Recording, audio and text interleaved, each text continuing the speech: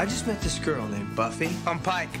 Pike isn't a name, it's a fish. I liked her even though she seemed kind of flaky.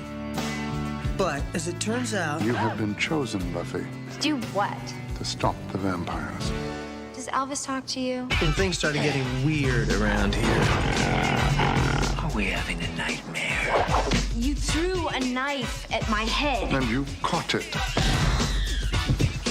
She was the one person I could really count on. Kill him a lot. Hi. Hi. What are you doing here? What am I doing here? I'm saving your butt. That is a bad guy. Can we go, please? The Slayer is unmasked. Let's finish it. I think this relationship has potential. Hi. How's it going? You're obviously having a bad hair day. If she can just get rid of those other guys in her life. Stab him in the heart. Kristy Swanson. I am so sure. Donald Sutherland. Paul Reubens. With Rutger Hauer and Luke Perry. Buffy, you're not like other girls. Yes, I am. Buffy The Vampire Slayer. You didn't even break a nail. Directed by Fran, Rubel, Kuzui. Welcome back to another edition of 90s Night. I'm your host, Benner, from Black Fawn Distro. And of course, tonight I am Pike Fishman. If you didn't get that from the trailer, we are reviewing Buffy the Vampire Slayer, the 1992 modern cult classic, I guess, from over 30 years ago. Of course, I'm joined, as always, with my co-host, my sister in arms, whatever you want to call yourself tonight. Kells, you tell the people what your title, your moniker is tonight. But of course, Kells McNell is joining me, as always, to review another movie from the greatest decade to ever exist, without the 80s, next to the 80s, right? That's what we're doing. Yeah. Okay. Yeah, okay. Anyway, sure. How's it going, Kells? It is going great. I am excited to continue on this trilogy of vampirism that we've started for ourselves. You should have told me that. I would have put that in the ticker. Trilogy of vampirism. Yeah. So for those, hey, listen, if you're returning to the channel to check this out, thanks so much for joining us. Of course, you would know that we did a trilogy of monster movie reviews from the 90s, and we decided to do a trilogy of vampire flicks from the 90s. And of course, the last one we did was Blade, and the one before that was the Tarantino and Rodriguez also cult classic, From Dusk Till Dawn, which you can check out on our YouTube channel as well. But of course, tonight we're reviewing Buffy the Vampire Slayer. If it's your first time to the channel, please, if you can, do us a favor, hit that subscribe button down below. Give this video a like if you like the review, and if you have any suggestions of what we should review next, or potentially things that we've missed, or comments that you like to include, throw them down in the section below, and we'll try and get back to you, and we'll try and answer them. A really, really cool, just a quick update. We don't actually do these on this show, but I'd be remiss if I didn't, is that we just eclipsed 1,100 subscribers, which is awesome. We got to 1,000. It was a big accomplishment. Yes. Thank you for the fireworks. It was a big accomplishment for us to do that. We've actually fully monetized the channel, which is great. And we got another 100 subscribers almost right away. So we're marching towards 2,000 subscribers, I guess. That's the next, maybe 1,500 is the next milestone. But thank you. Really appreciate it. And of course, it allows us to do a little bit more with the channel, and we're hoping to do this long term and do more reviews like this. So anyway, let's get to it. We've got Buffy the Vampire Slayer coming up. Of course, spoiler warning. If you haven't seen the film, it's released in 1992, so that would be 32 years ago. But if you do want to watch it, this is your time. This is your warning to tune out. But if you don't care, or if you've seen the movie a bunch of times like us, please stick around, and hey, you'll hear what myself and more importantly, what Kells thinks of this film. Putting the pressure on her, but throwing it to you, Kelly. You always have a tie-in drink for us. I do. What do you got going on tonight? Tonight, I have the Valley Girl influenced, whatever, which is a delicious, tasty concoction. It was layered, but then I drank a little bit of it and it became less layered. But it has banana liqueur, cherry liqueur, and orange juice. And it's a tasty treat. And I'm going to drink a little bit. Taste test right now. It's a tasty beverage. It's actually really good. They're all really good, but this one's particularly delicious and probably dangerous because it contains multitudes. So yeah, that is my drink for the day. It's the whatever.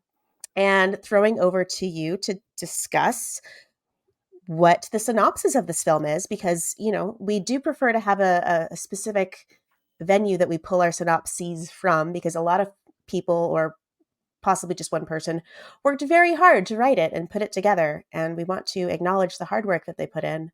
And it's also very official. So where are we reading the description or synopsis from? Absolutely right. So, yeah, like you mentioned, we could pull this from Rotten Tomatoes, IMDb, anywhere else on the internet. But of course, the back of the movie is the best place to get any synopsis if you want to read it out loud on a podcast such as this, or a YouTube program such as this. Let's go. This is from the Blu-ray, which was released by 20th Century Fox like a few years ago, I believe. But here we go. Kristy Swanson, Donald Sutherland, Paul Reubens, and Luke Perry star in this funny, action-packed fright fest for pampered cheerleader Buffy, Kristy Swanson. The only thing worse than discovering that her town is infested with vampires is being told it's up to her to defeat them all, including their creepy leader, Rutger Hauer.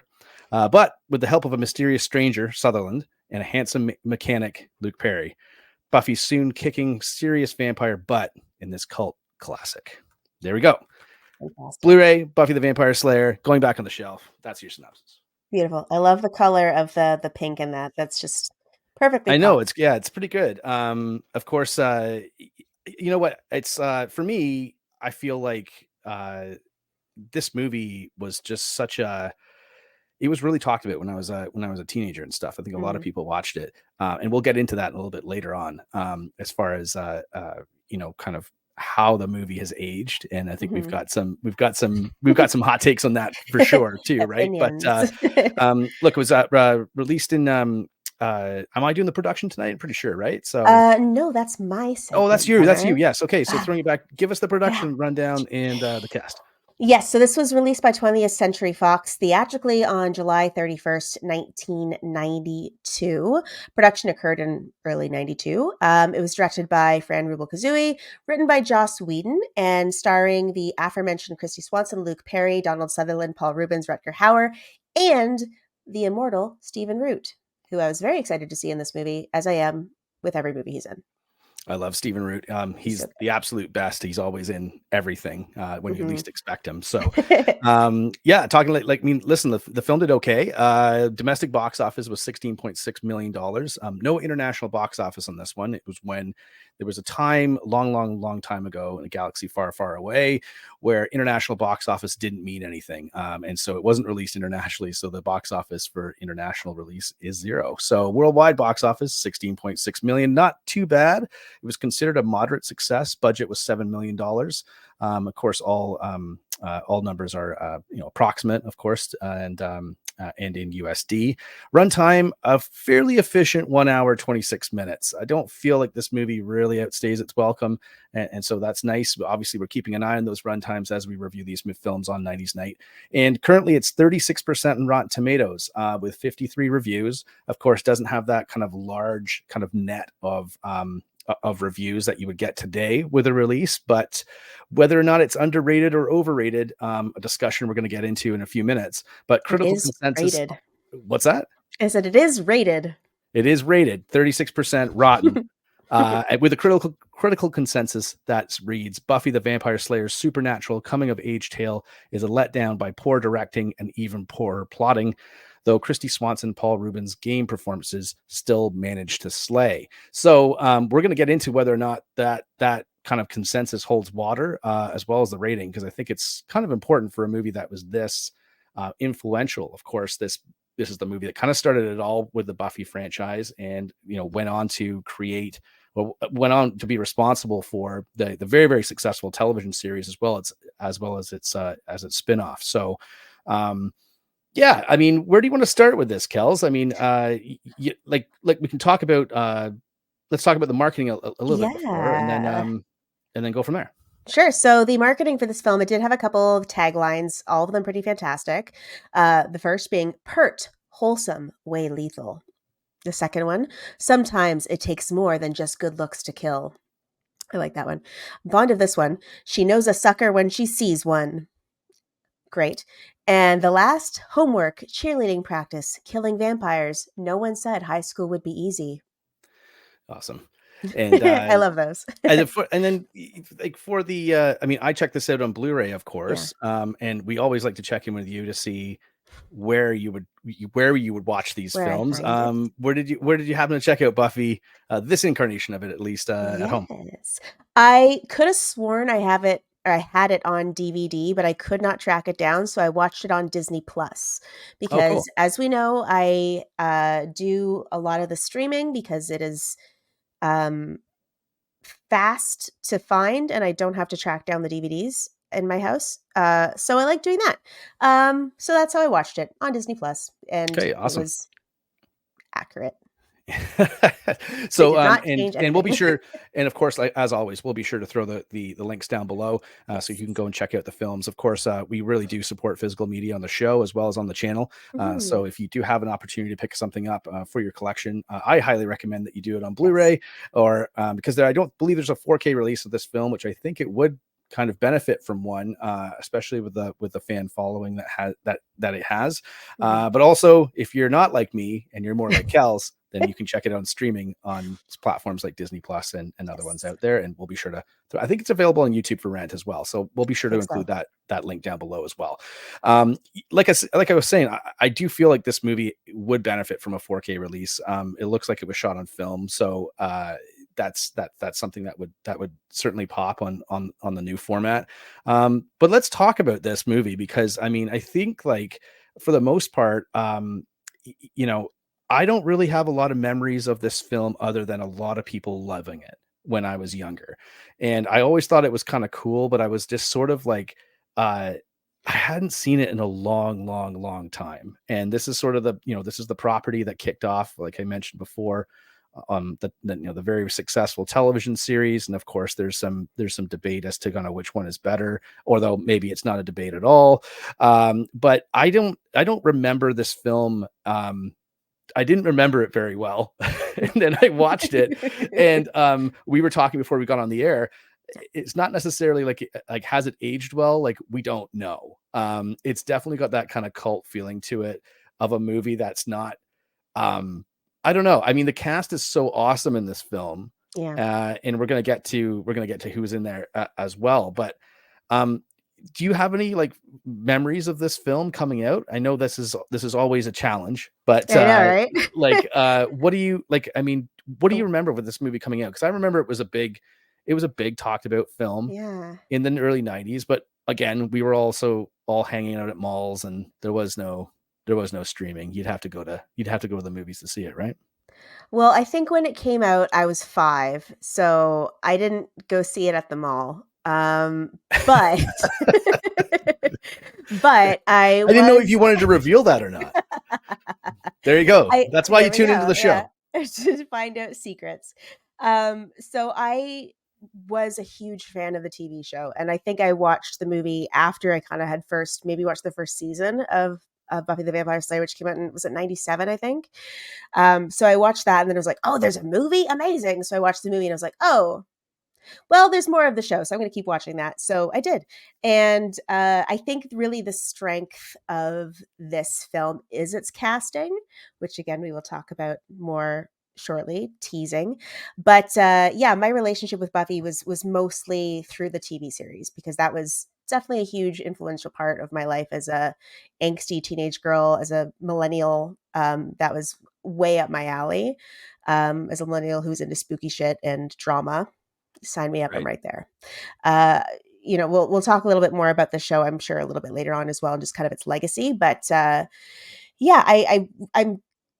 think it had been a long time since I've seen this one, so watching it again, lots of thoughts on how it ages, but it definitely feels very 90s. I will say that much.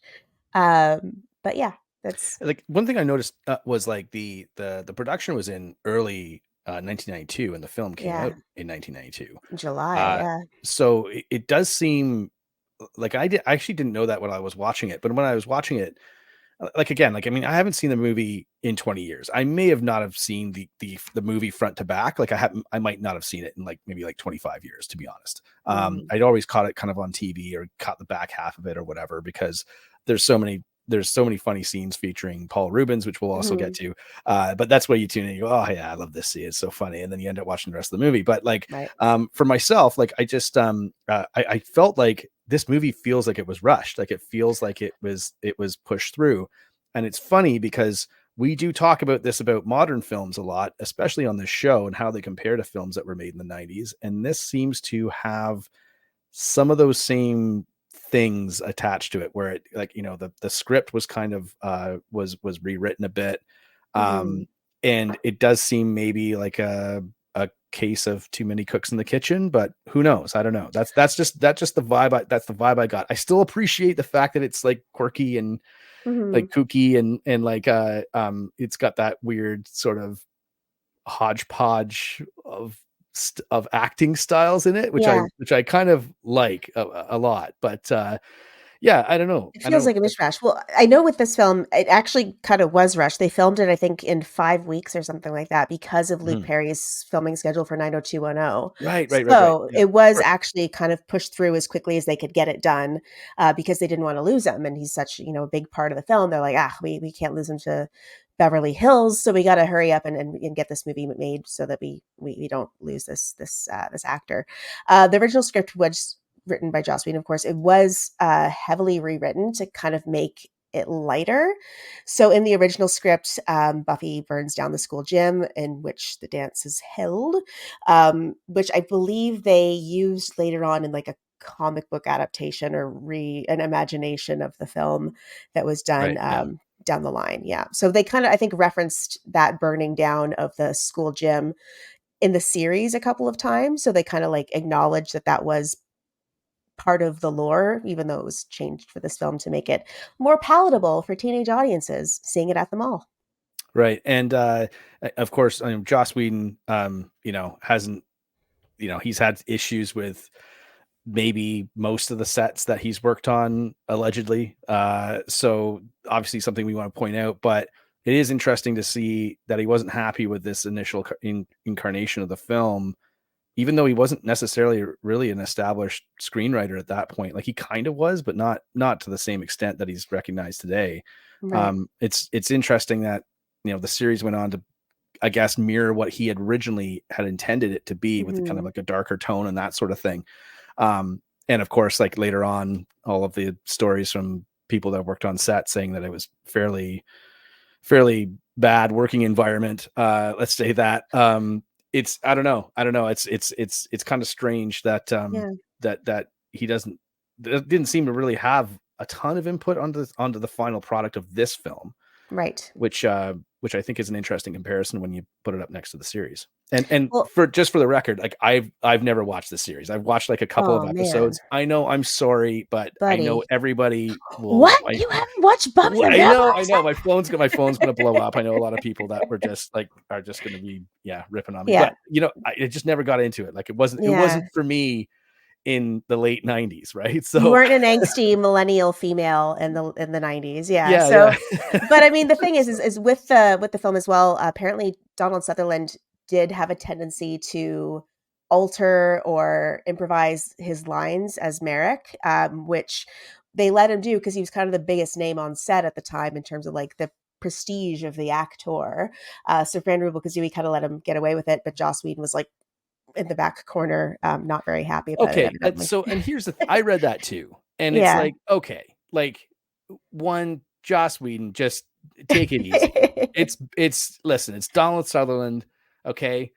He's big, like me and my buddies used to call Donald Sutherland Big Daddy S, just because like his presence is so awesome on the screen, and of course he's obviously he's Kiefer Sutherland's father, right? So I don't know how you tell an actor like that to rein it in. I don't know. I mean, he's an amazing actor. One, the fact that he's actually in this film is, again, like I don't even like, how would you get this guy in this film in particular? Because even the title of the film is like, you know what movie this is. Like it's not a surprise. It's like, did you intend to be here, sir? Like, did someone lie to you somewhere along the line? Exactly, like, I don't know if your agent was completely honest with you, but maybe they gave you a different title for the script. I would be genuinely curious to know which lines he improvised, just because I'm kind of curious, like what he would see as like a good line to improvise. I don't see him as an improviser. I see him as like a theatrical, like very dramatic actor. And so the idea of him improvising like slightly comedic in tone lines just kind of tickles me a little bit. I just want to Yeah. know. I want to know what they were. Well, I mean, I think for the most part in the film, he plays it straight too. Like he plays it, Yeah. like he plays it as a serious role, which I Oh, yeah. always think is the best. Someone's had a quote about this recently, and I meant to write it down and I didn't. But someone said, like, why would you not uh, uh, um, play this role like you would any other role? That's your job, right? Yeah. And so I think that's like the oddness of the film. I think comes through on that. And let's talk about the rest of the cast too, because Totally. and you know what, I'll throw out a couple lobby cards too, because I got a great one of Donald Sutherland right there. Of course, With the Kristy Swanson. goatee. I mean, look at this guy. And That and hat again, at a quirky angle. He's so dapper. I know. I'm gonna go get a hat like that, and I'm gonna start wearing it like that all the time. But yeah, let's talk about the cast, because of course, you know, the film is anchored by these two on the screen here right now. Of course, Donald Sutherland and Kristy Swanson. But the supporting cast, I mean, do you want to like? Yeah, absolutely. So you've got Hilary Swank, who has an excellent line, "Get out of my facial," which I thought was very funny when I heard it. I don't know if there's a lobby card for this next one, but like Rutger Hauer, which is like, he is just such a Canadian legend, as well as Donald Sutherland. They're both kind of right up there and in their prestige. You have Stephen Root as the principal, the aforementioned immortal Stephen Root. A surprising David Arquette in here also makes a great little appearance. This was also, I believe, Thomas Jane's first real movie as the mechanic. He was not known, he was kind of known for a particular character in The Crow 2, which you may want to talk about a little bit. Well, but yeah. Yeah, we'll get to that, because I love Thomas Jane. I love Thomas Jane's career as well. Yeah. Anyway, Absolutely. sorry. And then lastly, we have a very, very baby-faced Ben Affleck as a character that I dubbed "Disgusted Basketball Player Number 10." Is that what he's listed as in the credits? Did you look? No, that's what I listed him as. I think he's uncredited, right? Yeah. So here's a quick photo of Ben Affleck, basketball player, and he is number 10. So there we go. And of course, and last but certainly not least, of course, the amazing Paul Reubens, who is just fantastic in this role. I think he's the MVP of the film, personally. Totally. He's just so funny, and it was such a what would you a pleasure. No, it was like it was a different role for him, even though it was still comedy.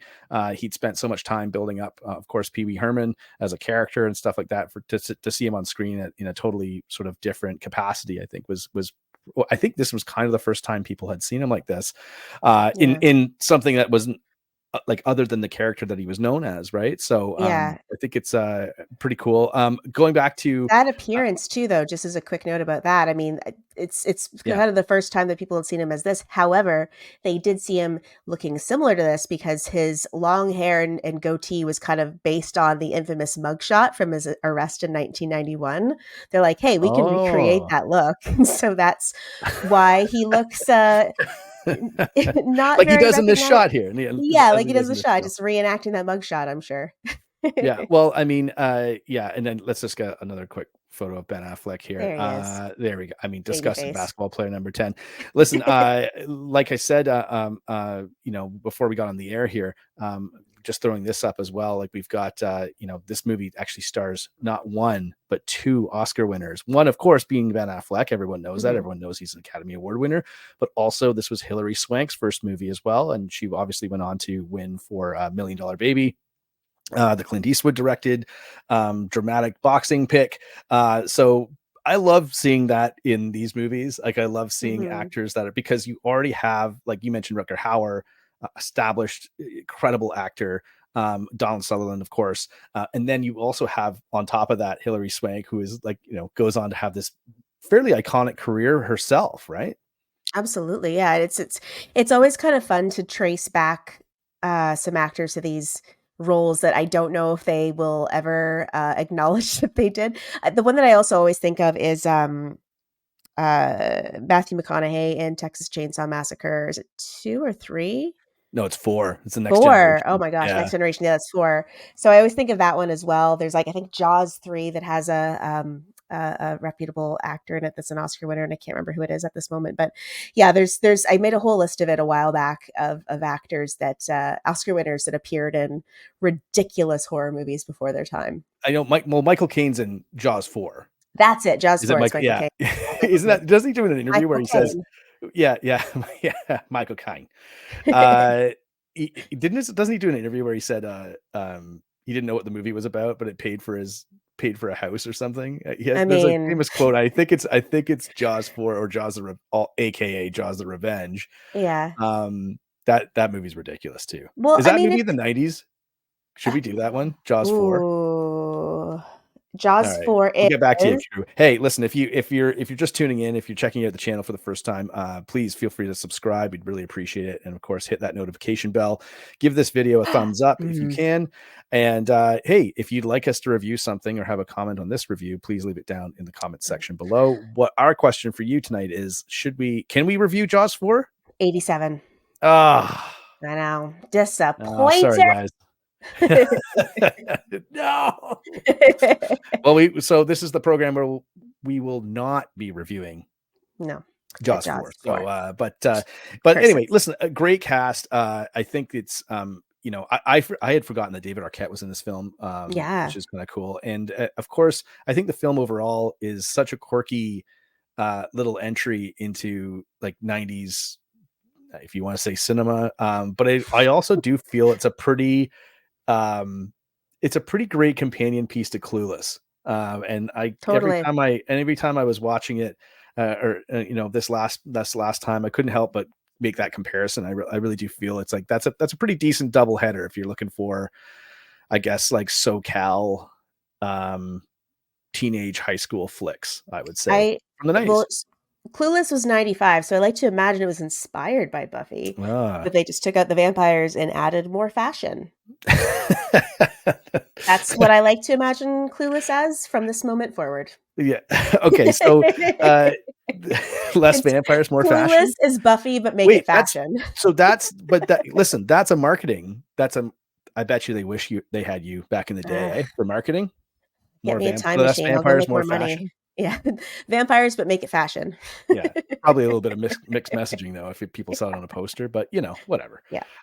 Okay, let's talk about the aforementioned Paul Reubens, because we usually do our favorite scenes from movies, and it was pretty funny because we don't compare notes before we get on the air. We kind of do, we kind of touch base on a few things, but we leave a lot of things like for when we actually record. We see the notes, but we don't discuss them generally. That's right, exactly. So they can be somewhat ambiguous notes, I guess.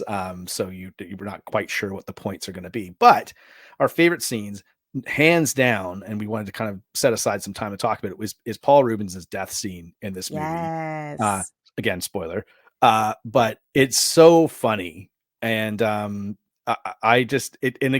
they have they have it at the end of the film as well. Like there is a post-credit scene. Which extended. I don't know. I've always wondered what the first post-credit scene was. I have no idea if that's online. I haven't looked, but you got to imagine that this is probably up there as maybe one of the first times they did that. And it plays really, really well comedically at the end of the film, as well as in the middle when it occurs. And it's absolutely classic. I think he's got some of the best lines in the movie too. Like we said before, this movie's MVP hands down. Oh yeah. And he improvised that whole death scene too, which makes it that much better, because it kind of comes off as a lot more raw and unrehearsed. I think if he had rehearsed it, you wouldn't get the same joy out of it, because it would feel very, very practiced and very stiff. But being able to just kind of and just go along with it and just kind of create it in the moment, it just makes it that much funnier. And fun fact, the first post-credit scene was introduced by The Silencers in 1966, which is a comedic spy gem directed by Phil Carlson. So 1966. 1966. That was the first post-credit scene. So a couple years before way off. I thought it was the 90s for sure. A couple years before Buffy. I don't know. I think that was the first one to do it, but then I imagine they kind of didn't do it frequently until the 90s. Just like they didn't really have like the end credits, like when they did the so and so at the bottom. You know what I mean? The turn and pose for the end credits. What are you talking about? You know, like in every single movie, where like they do it in, I think, like Predator, I think, where they have like the turn and pose for the credits, where they're like, and introducing Arnold Schwarzenegger. Oh, gotcha. Okay. Yeah, like I that's know what you're saying. yeah. Like I feel like that was a big thing in the 90s, and I feel like I think that's an 80s thing, though. That was an 80s yeah, thing. it started in like 70s, 80s, but it's definitely one of those things that feels like it was of the 80s, but I'm sure it goes back to gotcha. older times. Is kind of what I mean by that. Yeah. Well, side tangent. Hey, knowing's half the battle. The more you know, the right? more you know. Need the star across there. All right, let's talk about some favorite quotes here, because we just mentioned some awesome Paul ones Reubens. from Paul Reubens. What do you want to go first? You want to talk about your favorite quotes from the film, because I know it kind of ties into your name tonight. It does. My favorite quote is, "All I want to do is graduate from high school, go to Europe, marry Christian Slater, and die," which is great. I love that quote. How close is that to what you actually felt in high school, Kelly? You know, after I saw Heathers and also Broken Arrow, let me tell you, was very prepared to be Christian Slater's wife. Have you seen Broken Arrow, dude? Yeah, dude, don't dude me. Have I seen Broken Arrow? Of course, I've seen Broken Arrow. Like, I saw Broken Arrow in the theater. Okay, it's a great film.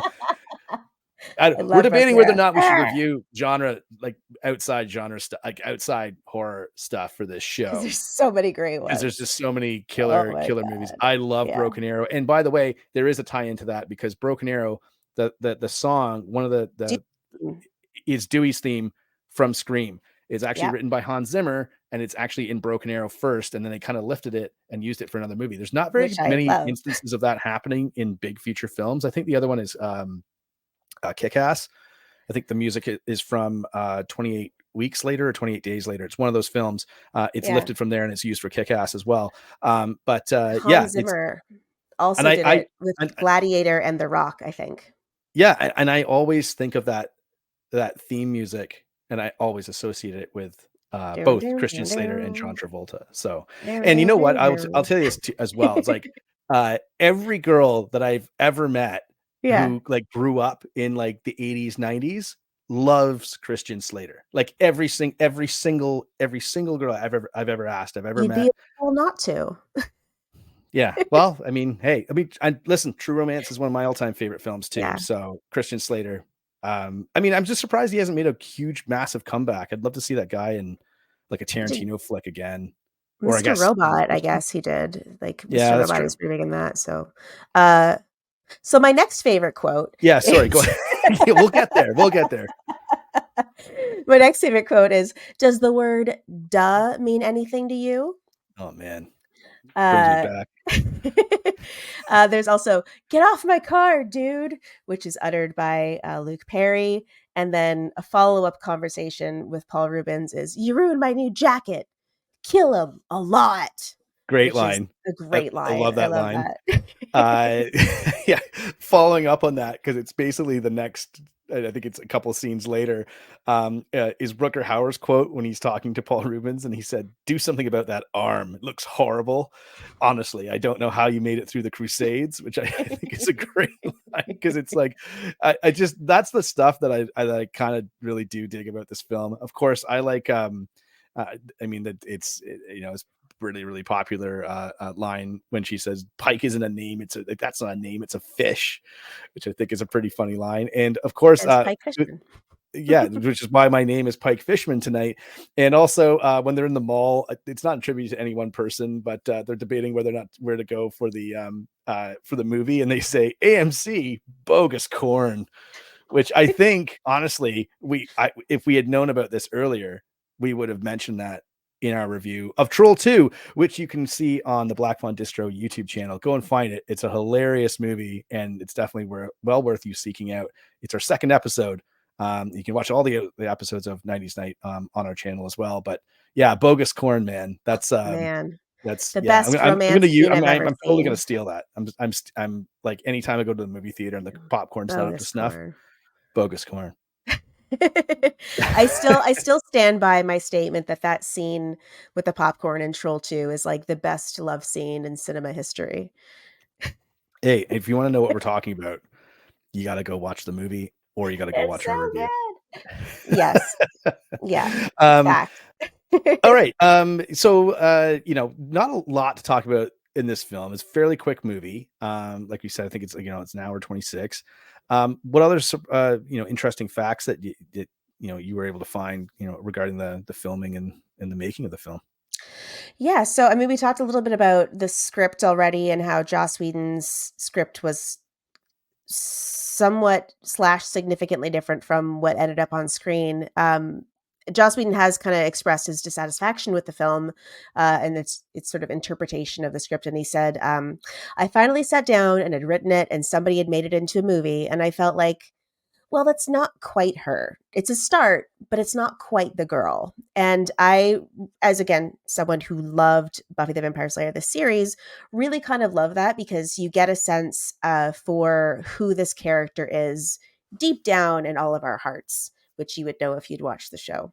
But deep down in all of our hearts, who Buffy really is, because she is, this kind of not quite Valley Girl, but there's so much more to her and there's so much more depth and that they really explore through all 7 seasons plus the spinoff of Buffy the Vampire Slayer. So I love the show. I was a huge Joss Whedon fan for a really long time. I loved, Firefly, Serenity, Angel, Dollhouse, like pretty much everything. Just great. And Dr. Horrible as well, Sing Along Blog. But anyways, I know we were kind of gonna just touch on the fact that it's what was the excellent quote from Batman Begins?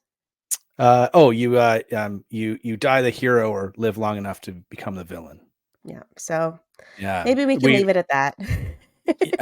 we had mentioned this before. I not a well-known fact.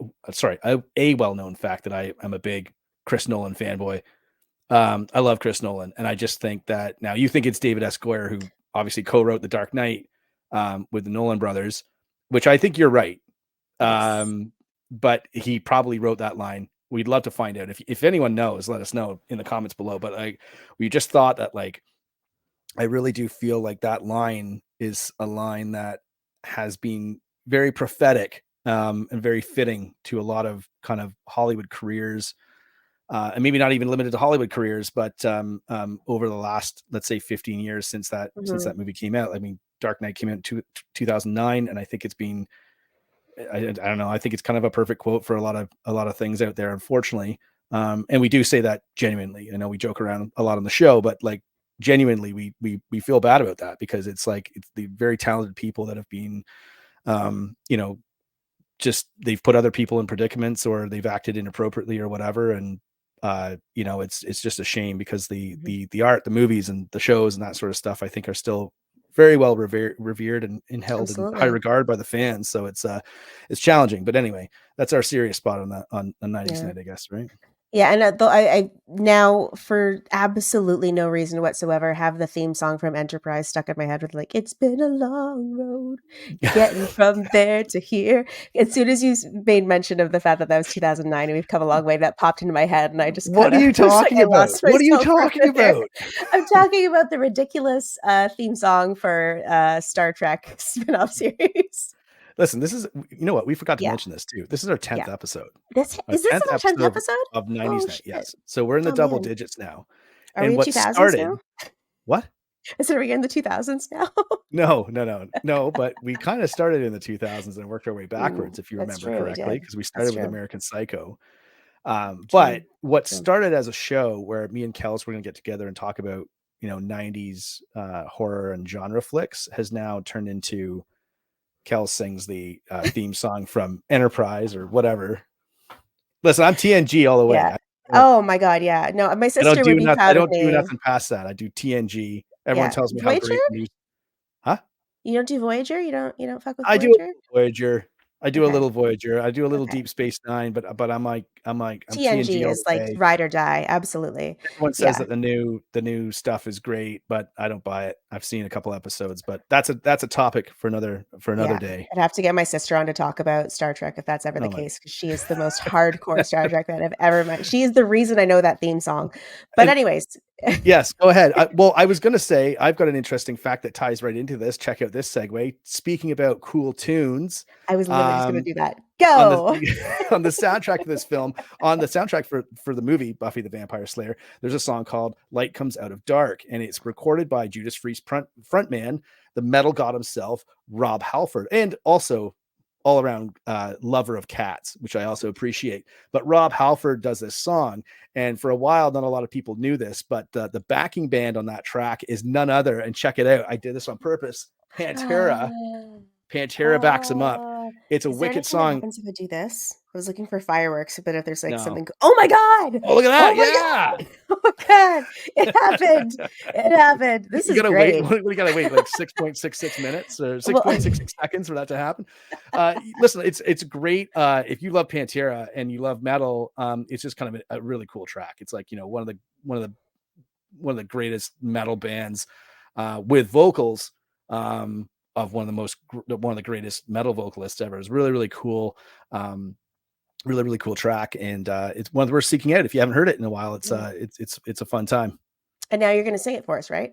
That's right. Ready? Okay, here we go. Just like, I really feel like I should cut my mic and then pretend to be singing. And people are like, dude, we can't hear you, man. I was like, sorry, I had to mute all that for copyright reasons, right? Copyright reasons.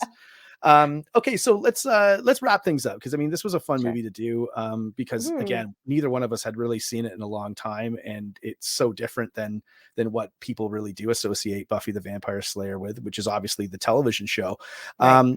What are your final thoughts on the film, and you know, what do you think the lasting legacy of this particular movie will be?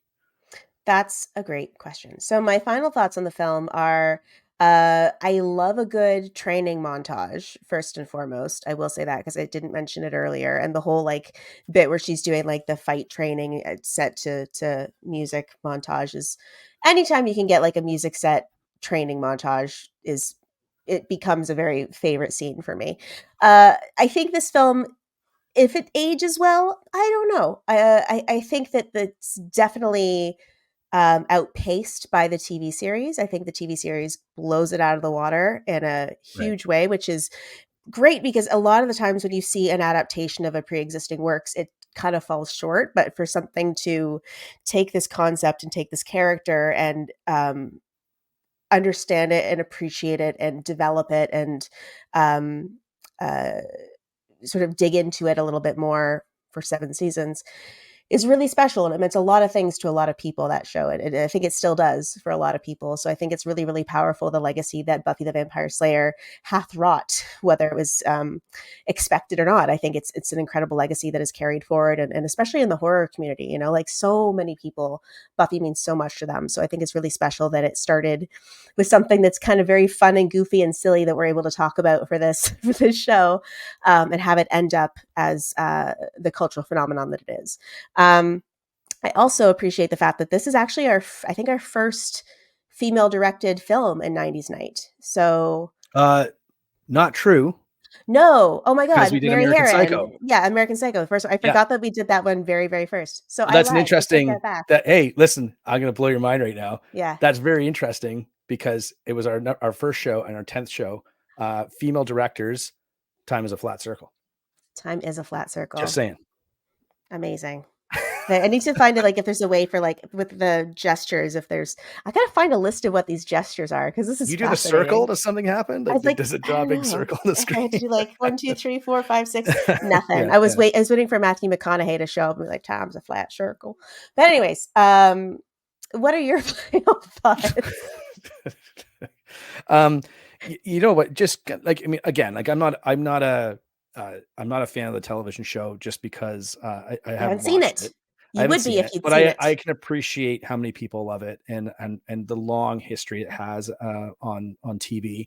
Obviously, it was a huge success, and it was when they were making way more episodes on a television season than they do now on streaming platforms. So, you know, I do feel like, and you had mentioned, you know, has it aged well? That's questionable, and we don't mean that in like a problematic kind of way. It's just the fact of when it was made, and it was just made on a low budget, and maybe they hadn't really fleshed out the entire idea behind the character. Like, it was never maybe in Joss Whedon's mind it was a universe or something like that, but I guarantee you, like when they were making this and they were greenlighting this particular film in 92 or 91, whenever it was signed off on, I guarantee you they weren't thinking like, oh, we're going to make this a massive franchise, which is kind of how every studio thinks today. Yeah, What I they were would say, casting, and what's they that? did a good. They were probably thinking casting, and they did at least a good job with that. Yes. I heard a story once upon a time that Donald Sutherland drank something like 40 espressos a day. Maybe they got him an espresso machine. That's why he did the film. I don't know. But I just feel like it's something, but I will tie this together and say, I do feel like it's worth studios investing small amounts of cash into smaller pictures like this. $7 million budget in 1992. Okay, sure. It's 30 years later. Maybe it's 20 million now or whatever. It did okay at the box office, and it created a window for for the television series to get made. And I think that's, everyone's always talking about IPs and all that stuff and how studios can milk their back catalog for ideas and to generate cash and new content. But I do feel like, big studios do need to kind of invest in smaller films again, because I don't think you ever really know what's going to take off and what can kind of get a cult following going like this. I think the movie's done okay. I think it's appreciated, like you mentioned, like yourself, that it is a precursor to a better story, but still that it does still have this kind of 90s charm. And like I said before, I think it's a pretty good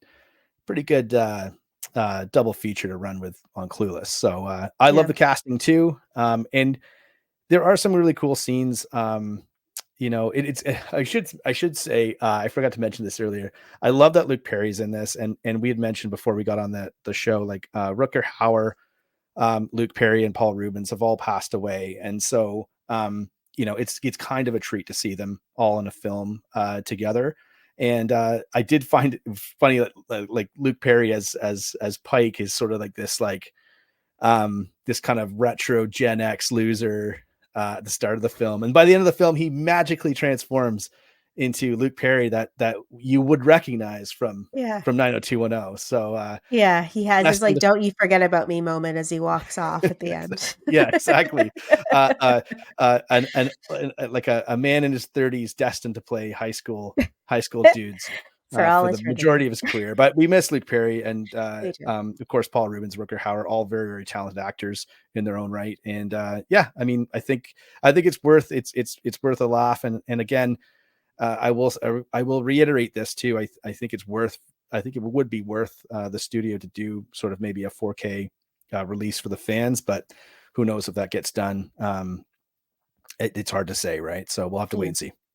I think despite AMC's bogus corn, I think this is still like a really great popcorn flick in terms of just something that you can just sort of throw on and enjoy and just appreciate it for like the absurd 90s goofiness that it is. It does feel kind of like a time capsule of just like going back to 1992 and popping your head in there for 5 weeks of filming and getting that very like mall rat Valley Girl type of Mallrats vibe from it. That's a great and it kind of like that. Like you can tell that things are left over from the 80s that have kind of slipped into the early 90s before the 90s really took off. For sure. Yeah, Mallrats. That's a great reference piece too. Thank there you. You go. Oh, the gun didn't do. Yeah, the gun didn't do anything. I think I have to. Do I have to hold it for longer? Is if I do like pew pew pew? I don't know. We lost so many viewers. We've lost so many viewers tonight. Just going pew pew for 5 minutes. before we go, we're gonna start putting up a few more polls on our Instagram to get your feedback, the audience's feedback as to what we should review next as part of our next 10 episodes leading up to 20 episodes of 90s Night. If we can make it that far, we'll see. Kells is already sick of me, so I don't know. No promises, but some films that we had that we were going to put on. Spawn has come up a couple times. The Crow, No Jaws: The Revenge, aka Jaws 4. Is there any other titles we were talking about that you were thinking about doing? Well, what I was going to suggest might be a fun idea too is to have a poll for like our next like trilogy theme, because then Right. that kind of, we can pick a bunch of different movies that kind of play within that theme. If we like, do we want to do zombies? Do we want to do werewolves? Do we want to do something like with large animals, perhaps, that are overtaking? I mean, we did arachnophobia, but just thinking of other larger beasts. Just My brain spider just went movies? just I don't know how nothing many- but spiders. Uh, Nothing but net. There we go. we had a discussion about what to do for the third movie in this vampire trilogy, and the other honorable mentions were Interview with a Vampire. Yes. I'm sorry, Interview with the The Vampire, right? vampire. Yes. Mandela effect. Everyone out there, if you're wondering. Mhm. And what was the other one? Oh, John Carpenter's Vampires. Yes. Which we had all three of these movies. We had both like together. We had said, I can't remember last time I watched that, like all the way through. Like, I want to do Interview with a Vampire because every time I've only watched like 30 minutes of it or 23 minutes of it on like cable or whatever it came out. And then a commercial comes on and you change the channel and don't go back. Yeah. And Bram Stoker's Dracula. We mentioned that. That was the other one. Yeah. You know, we wanted to do something a little bit off the beaten path. So that's why, like it or not, that's why you got Buffy and my sweet white baseball cap. Tying it into the front cover of that movie. Okay, that's all I got. Kells, you got anything to add to close out the show or what? We came in on time this time. Can you believe it? I know, we did it for our Amazing. 10th episode. For our first episode, we went way over. So I feel like this is kismet for our 10th episode to finally be on time. Hey, it's been a fun journey so far. But hey, let's do some more. Okay, well, we'll just leave it there, I guess. This has been another edition of 90s Night. Of course, it's available on the Black Fawn Distro YouTube channel, and please go back and check out all of our previous episodes that we've done. There is 1, 2, 3, 4, 5, 6, 7, 8, 9, 10 of them now. And of course, if you please subscribe if it's your first time to the channel. We really do appreciate your support, and it does help support kind of everything that we do on the channel and how we're trying to build it. Of course, we've just surpassed 1,100 subscribers. We're trying to get to the next milestone. I'm guessing is let's say it's 1,500. Sure. And also the hit the notification bell, give it a thumbs up, do whatever you can. There's lots of other programs that you can check out on the Black Fawn Distro YouTube channel as well, including our Takeover Tuesday interview series, which we will be starting back up again shortly. Our Hot Stove from Hells. I have a review show on there called, it's expertly called Benner's Movie Reviews. So you know what you're getting. No false advertising there. And of course, Kells, you've got a new show that you just debuted it about a month ago. You got about 7 episodes now called Streams and Screams. Do you have anything else coming? Do you know what you're doing next for that one or no? Not yet. Well, no pressure. I have a couple of things that are coming to Shudder that I want to check out. But I also did watch something. I watched The Last Voyage of the Demeter the other day, and I was percolating on if I want to do one for that or not. So we shall see. If it's streaming, I'm screaming. So I'll get there eventually. Okay. Well, on that note, my name is Benner from Black Fawn Distro. Of course, my co-pilot, as always, Kells McNells. And we'll see you on another episode of 90s Night coming up. And until then, take care. Bye.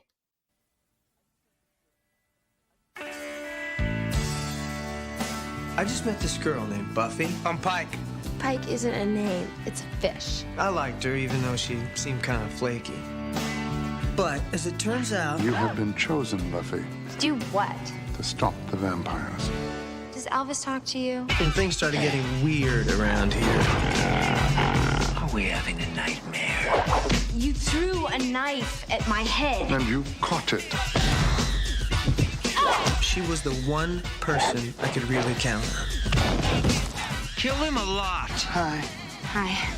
What are you doing here? What am I doing here? I'm saving your butt.